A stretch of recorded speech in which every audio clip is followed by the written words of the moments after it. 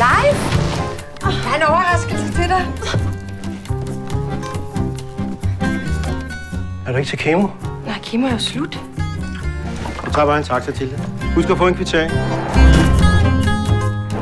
Han er ikke et møgsvin. Man skulle da ikke tillade sig, jo. Han burde jo få et par rockere til at give ham en huskekage.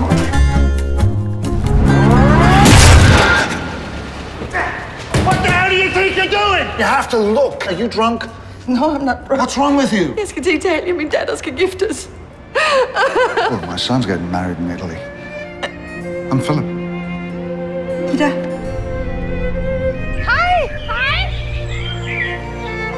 Hej, lille mommy. Goddag, far. Hej, skatterpige.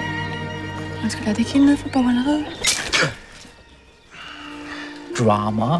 Hej, søde. Og tak, fordi jeg måtte komme med så kort lunde. Det skal nok blive hyggeligt. Just love Italy.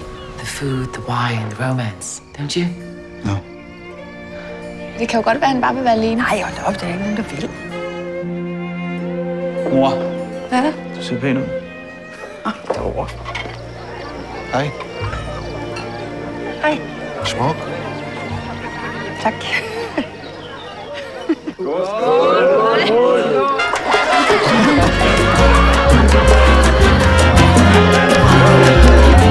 Kan du komme ned på sofaen?